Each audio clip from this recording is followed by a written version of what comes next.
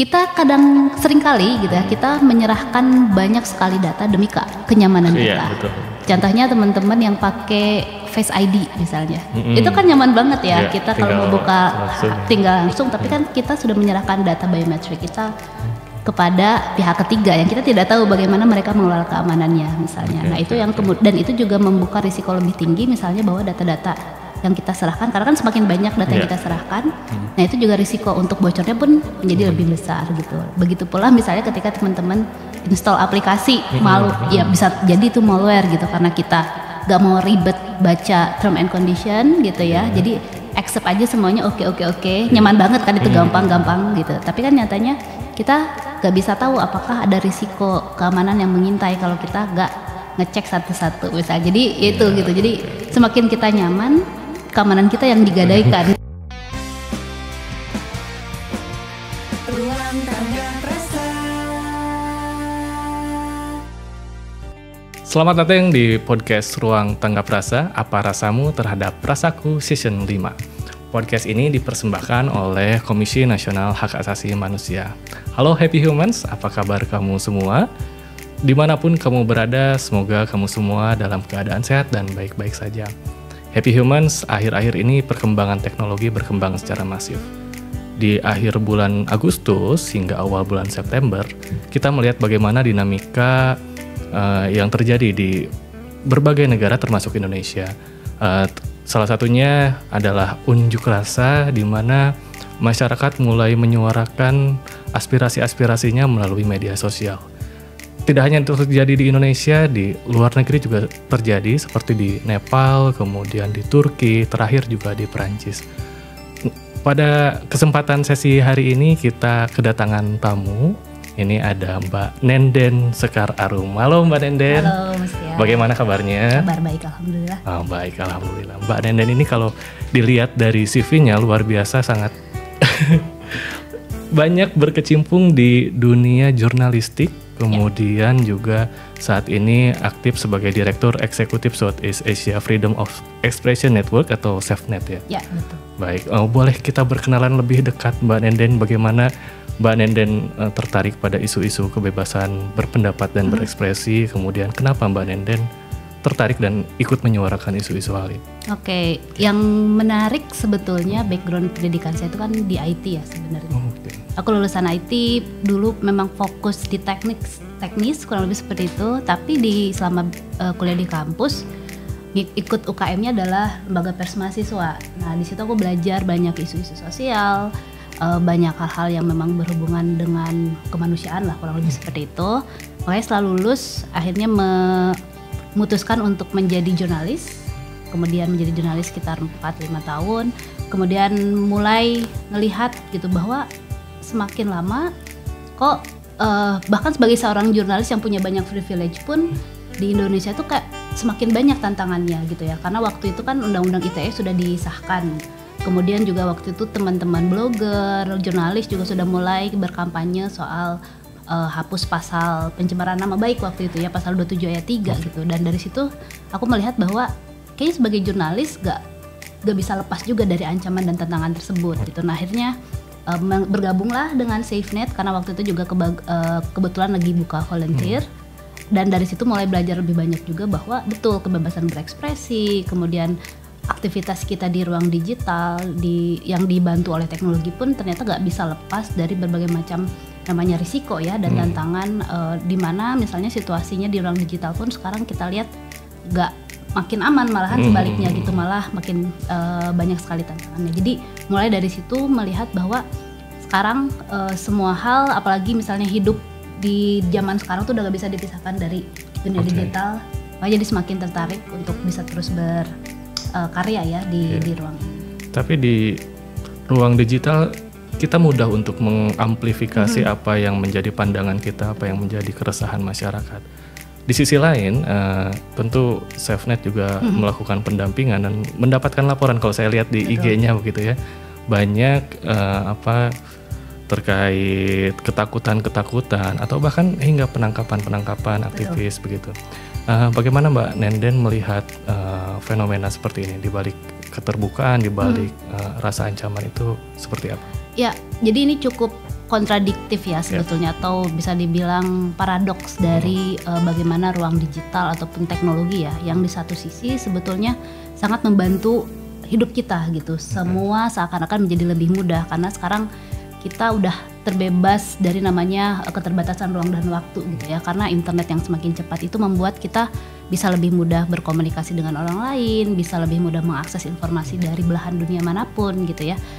Tapi di sisi lain juga dengan perkembangan teknologi yang sangat tinggi dan cepat, itu juga membuka risiko-risiko lain gitu ya. Misalnya tadi sudah disebutkan bahwa ternyata dengan kecepatan internet dan ruang digital itu juga ternyata informasi yang berbahaya gitu ya, hoax, disinformasi juga semakin cepat beredar, diproduksi dan bisa diterima oleh siapapun akhirnya gitu ya. Dan di sisi lain juga bagaimana kalau kita lihat ada sesuatu yang membuat ruang digital itu menjadi lebih rentan, misalnya karena adanya kebijakan-kebijakan di suatu negara yang malah bukannya membuat ruang digital menjadi lebih bebas dan aman, tapi sebaliknya misalnya menjadi lebih sempit, terkungkung, dan bahkan menjadi lebih berbahaya gitu. Nah itu yang kemudian kita lihat trennya terjadi di Indonesia gitu. Misalnya SafeNet kan melakukan monitoring, pemantauan dan juga menerima aduan gitu ya, dan memang dalam 5 tahun terakhir setidaknya gitu ya, ketika kami sudah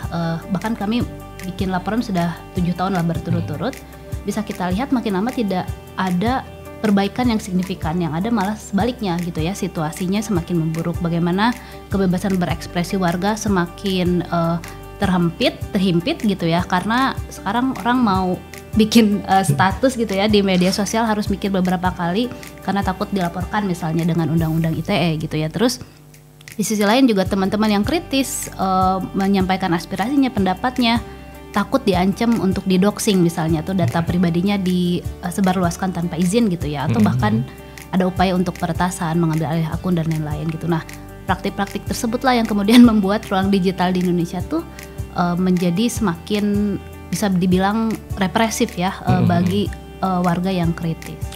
Apa yang paling sering diadukan ke SafeNet bentuk pelanggaran ruang digital yang tentu saja banyak mungkin ya tadi jenis-jenisnya, tapi yang paling sering apa tuh? Nah yang paling banyak itu sebetulnya dari data yang kami himpun ya, dari yang data masuk itu yang paling pertama itu adalah kekerasan berbasis gender online. Ini yang paling banyak gitu, dan bahkan jenisnya dari KBGO ini sendiri tuh banyak juga gitu.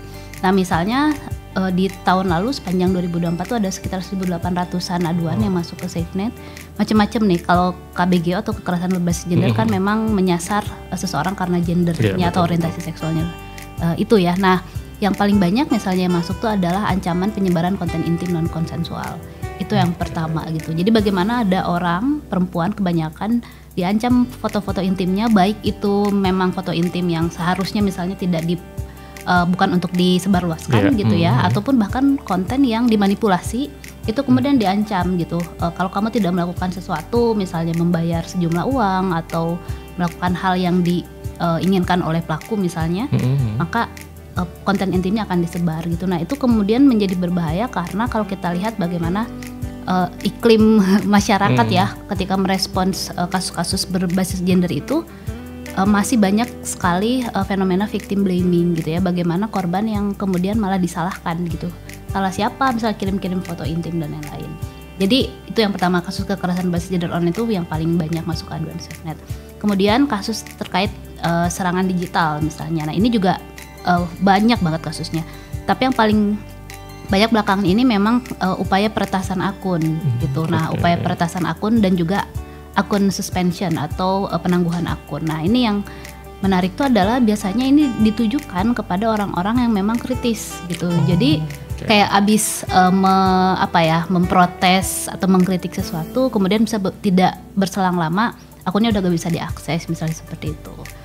Atau misalnya tiba-tiba akunnya jadi suspended ya, atau akunnya gak bisa diakses gitu. Nah ini juga salah satu yang bisa kita lihat. Dan juga doxing dan ancaman doxing juga cukup banyak gitu. Bagaimana orang diancam data pribadinya untuk disebarkan tanpa izin tentu saja, dan dengan tujuan yang buruk ya. Biasanya tuh ini juga bisa menuju ke persekusi gitu. Jadi bagaimana ketika seseorang karena misalnya berbeda pendapat, kemudian orang tersebut dikuliki gitu ya, dikulik, diselam gitu ya medsosnya itu sampai 10 tahun yang lalu, kemudian diungkap lah atau diekspos misalnya alamatnya, misalnya sekolahnya di mana, kerjanya di mana gitu, dan berbagai macam informasi yang sebetulnya itu bisa berbahaya juga buat si orang yang ditarget ini gitu ya.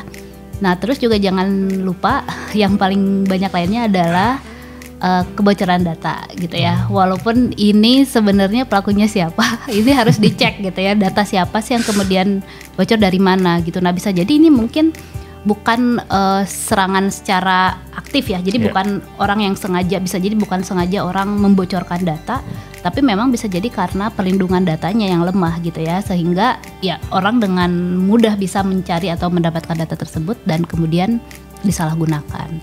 Terakhir. Tadi baru 4 ya? Baru 4 terakhir, saking banyaknya saking gitu banyaknya, ya. Nah yang terakhir ini yang menarik, yang mungkin ini tidak secara serta-merta langsung menarget secara teknis. Kalau tadi kan teknis banget ya. Nah ini adalah memanfaatkan regulasi yang ada untuk membungkam ekspresi kritis orang lain, yaitu kalau kami menyebutnya kriminalisasi, walaupun ternyata lagi ramai nih di Twitter masalah istilah kriminalisasi gitu. Tapi kan yang kami lihat adalah bagaimana orang-orang kemudian banyak ditangkap, dipolisikan, dilaporkan ke polisi hanya karena ekspresinya di media sosial menggunakan undang-undang ITE.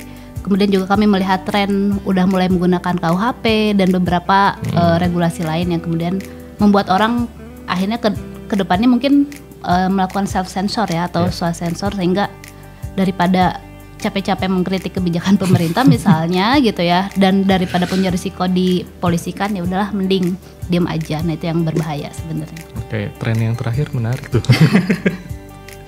Kita lihat di yang baru-baru ini terjadi ya, penangkapan aktivis, kemudian juga pembela HAM begitu ya, terus juga perluasan dari satuan-satuan OMSP seperti di TNI begitu ya, ada Satsibar, kemudian OMSP diperluas menjadi Satsibar menjadi fokus juga salah satunya untuk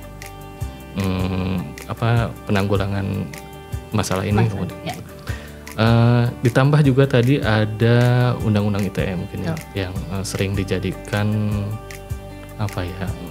keamanan nasional ya, alat untuk dijustifikasi. Betul. Sejauh ini yang diterima oleh SafeNet terkait regulasi-regulasi yang dikeluarkan oleh pemerintah, temuannya seperti apa sih implementasinya di lapangan? Nah ini juga yang menarik gitu. Kita tahu kan bahwa undang-undang ITE itu sudah sejak lama ya, sejak waktu saya dulu banget gitu ya, waktu masih di volunteer pun itu sudah banyak dikritisi oleh teman-teman aktivis, jurnalis dan lain-lain. Dan udah direvisi 2 kali gitu ya. Yang terakhir kan di 2024 kan, dengan asumsi bahwa lebih baik gitu ya undang-undang ITE-nya supaya tidak banyak disalahgunakan gitu. Nah, padahal kalau kita lihat misalnya dari data-datanya SafeNet, sejak revisi UU ITE yang disahkan yang kedua itu, tadi kan justifikasinya lebih baik ya UU ITE-nya supaya tidak banyak disalahgunakan gitu, supaya gak banyak digunakan.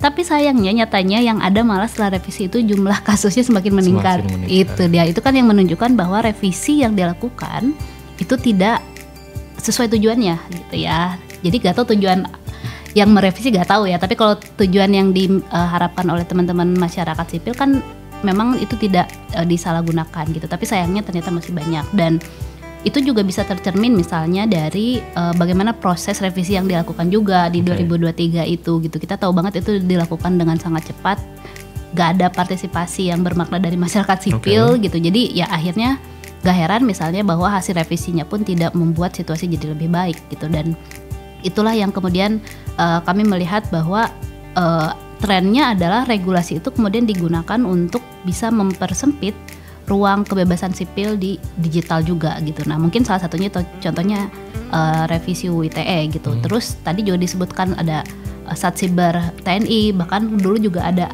bukan kemarin juga ada wacana mau bikin angkatan siber gitu ya. Nah itu kan juga ada kemudian di klausul pasalnya di revisi undang-undang TNI kan. Nah kemudian juga kami melihat juga di rancangan undang-undang polisi ya, kepolisian itu juga ada juga gitu, bahwa polisi juga akan punya kewenangan yang cukup besar untuk mengawasi ruang digital gitu, dengan tadi misalnya objektifnya adalah soal ketahanan nasional gitu ya. Nah, tren yang seperti inilah yang kemudian memang kami ngelihat bahwa upaya untuk mempersempit ruang digital itu tidak hanya dengan upaya-upaya teknis saja gitu, tapi regulasi juga dianggap sangat efektif sebetulnya, sehingga banyak justifikasi yang bisa digunakan untuk meringkus ya, menangkap misalnya, atau bahkan menyerang atau mempidanakan gitu ya seseorang memang sangat aktif di ruang digital. Padahal kalau kita ingat dulu semangatnya bagaimana internet pertama kali diciptakan, kan sebetulnya itu diharapkan menjadi alternatif ruang sipil yang lebih luas, lebih demokratis gitu kan, karena semua orang jadi bisa menyatakan pendapatnya ya, tidak hanya harus fokus pada di ruang fisik aja. Oke, sejauh ini implementasinya apa sih yang paling banyak disangkakan? Tentu SafeNet, saya lihat di IG-nya banyak mendampingi juga ya, kemarin isu-isu di akhir Agustus dan September gitu, dan sampai saat ini juga masih ada rekan-rekan yang masih ditahan begitu ya. Betul. Apa yang paling sering disangkakan, atau undang-undang atau regulasi apa sering disangkakan? Undang-undang ITE itu termasuk yang paling banyak digunakan ya, selain KUHP mungkin. Tapi kalau yang karena kami fokus di UU ITE, pasal-pasal yang paling banyak digunakan untuk menangkap ya teman-teman aktif itu, yang pertama itu soal pasal pencemaran nama itu masih digunakan. Kemudian pasal soal ujaran kebencian. Dan yang terakhir ada pasal baru yang memang muncul di revisi kedua itu adalah soal di pasal 28 ayat 3 soal penyebaran informasi bohong yang menyebabkan kerusuhan lah, kurang lebih seperti itu. Oke, jadi itu mungkin yang menjadi alat, tapi bagaimana, apakah ada mungkin hasil advokasi yang menggembirakan sejauh ini, atau memang cukup gelap juga nih sampai sejauh ini? Gimana ya jawabnya ya gitu. Gak pengen kelihatan pesimistis, tapi nyatanya memang belum ada hasil advokasi teman-teman masyarakat sipil yang memang bisa kita lihat memberikan memberikan suasana yang lebih baik gitu ya.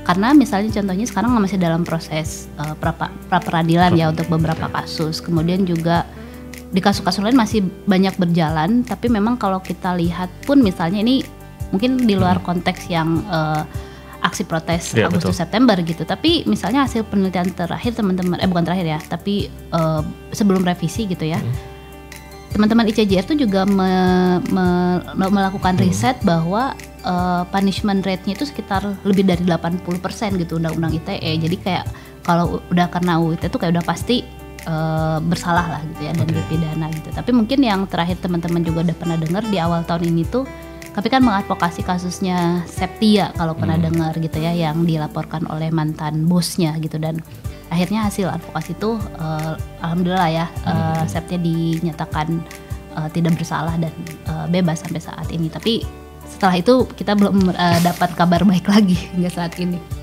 Saya ingin belajar atau menarik lebih luas sepertinya bagaimana di Asia Tenggara sendiri gitu ya. Itu kan tadi mungkin konteks lokal di Indonesia.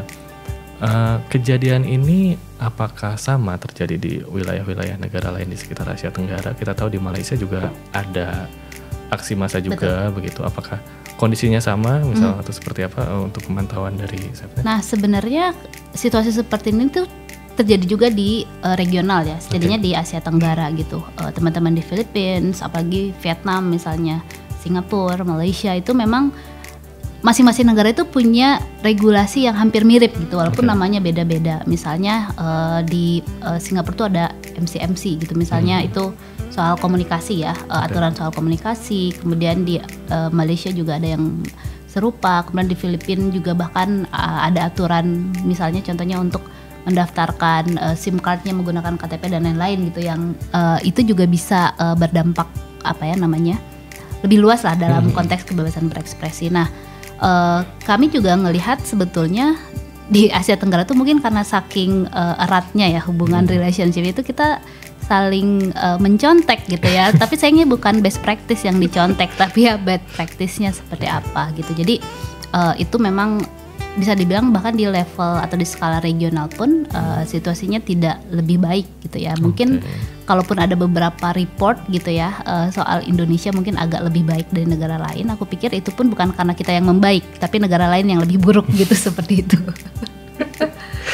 Terus dari kacamata teman-teman OMS nih, bagaimana sih keamanan digital, kemudian pemenuhan hak untuk berpendapat dan berekspresi itu seharusnya seperti apa? Idealnya kondisinya seperti apa sih di suatu negara? Ya pastinya harusnya keamanan warga mau itu di fisik ataupun di ruang digital kan itu bagian dari hak kita ya sebagai warga ya, dan itu harusnya dipenuhi dong oleh negara idealnya gitu. Bagaimana negara hadir untuk memberikan perlindungan melalui perangkat-perangkat yang mereka miliki lah ya, mulai dari aturan, bahkan aparat penegak hukum juga seharusnya memiliki prioritas perlindungan terhadap warga gitu ya, termasuk di ruang digital. Bagaimana ketika warga mengadukan pelaporan misalnya bahwa mengalami serangan siber gitu ya, bahwa datanya sebarluaskan tanpa izin, bahwa mengalami peretasan gitu ya, itu harusnya ditangani dengan cepat gitu ya oleh aparat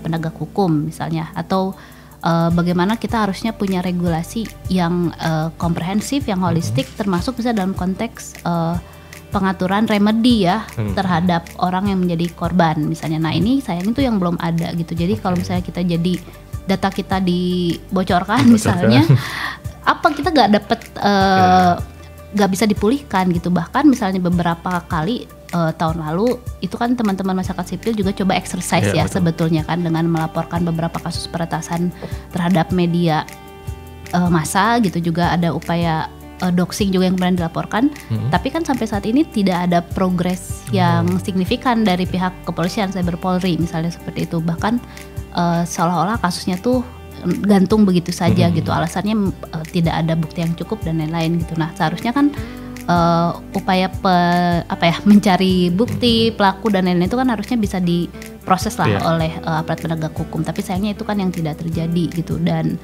apalagi kasus-kasus kekerasan berbasis gender nih, wah ini kayaknya kasus yang berhasil diselesaikan tuh kayaknya di bawah 5% mungkin ya, atau bahkan banyak sekali kasus yang ditolak sejak awal ketika korban mencoba melaporkannya ke polisian gitu. Misalnya alasannya ya karena gak ada buktinya, gak ketahuan nih siapa pelakunya. Ya iya kan, kalau tahu pelakunya mah beda lagi urusan gitu ya. Nah jadi itu yang kemudian membuat korban-korban pun yang hak digitalnya dilanggar itu akhirnya menjadi enggan untuk melaporkan ke kepolisian misalnya, karena ya tadi takut akhirnya malah di victim blaming, atau malah takut kasusnya malah jadi berbelit-belit dan menjadi repot gitu ya, karena kan dengan asumsi persepsi warga terhadap polisi pun kan sekarang tidak baik gitu ya. Nah itu yang membuat kasus pun akhirnya tidak dapat diselesaikan gitu. Nah seharusnya itu gak terjadi seperti itu gitu. Jadi apa yang kita saksikan terjadi saat ini tuh adalah sesuatu yang seharusnya tidak terjadi gitu. Jadi perlindungan itu yang seharusnya bisa kita dorong lebih efektif ya. Jadi orang gak takut akhirnya gitu ya untuk berekspresi di ruang digital, mengungkapkan kritiknya, mengungkapkan aspirasinya tanpa harus takut akan didoxing misalnya, atau tanpa takut harus akan dilaporkan ke kepolisian dan lain-lain lah kurang lebih. Menarik yang terkait kekerasan berbasis gender tadi. Ini kalau Mbak Nenden menghitung, anggaplah win rate begitu ya. Rate ya. Ya kalau misalnya ada aduan kasus gitu ya, seberapa besar itu bisa berhasil ditangani, atau sangat kecil sekali, atau bahkan tidak?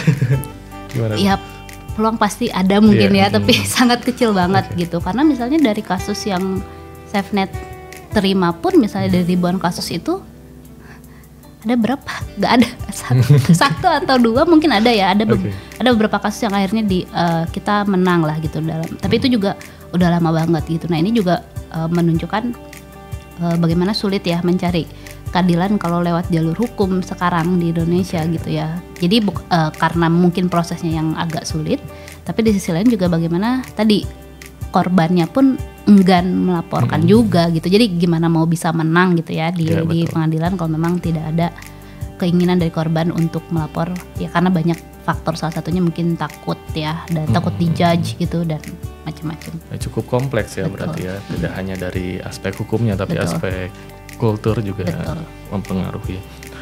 Baik, Mbak Nenden boleh kasih tips dan triks begitu ya buat Happy Humans. Happy Humans tuh sebutan bagi penonton kami begitu ya. Jadi biar happy terus ya. Biar happy terus. Untuk menjaga keamanan datanya, untuk agar tidak disalahgunakan, kemudian mereka juga berani untuk terus berbicara, menyuarakan pendapatnya, apa yang perlu disiapkan? Yang paling pertama tuh dan menurutku ini menjadi sangat penting itu adalah setiap warga itu harus memahami hak mereka termasuk hak digital gitu. Karena yang kita lihat misalnya polanya sekarang misalkan SafeNet kan kita fokus misalnya di 3 aspek hak ya, hak atas akses internet, hak atas kebebasan berekspresi dan hak atas hak merasa aman di internet misalnya.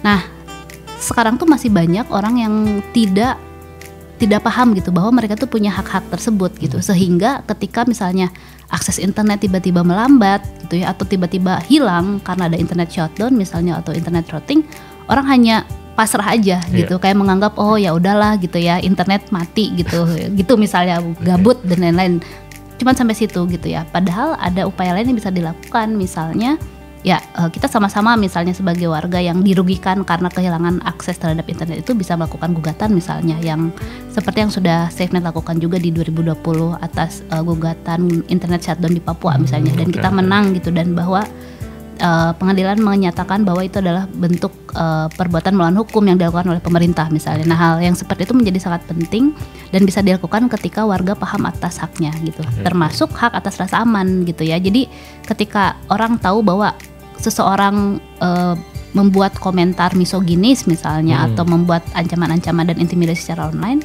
itu sudah mengganggu hak dia untuk merasa aman. Nah, harusnya mereka bisa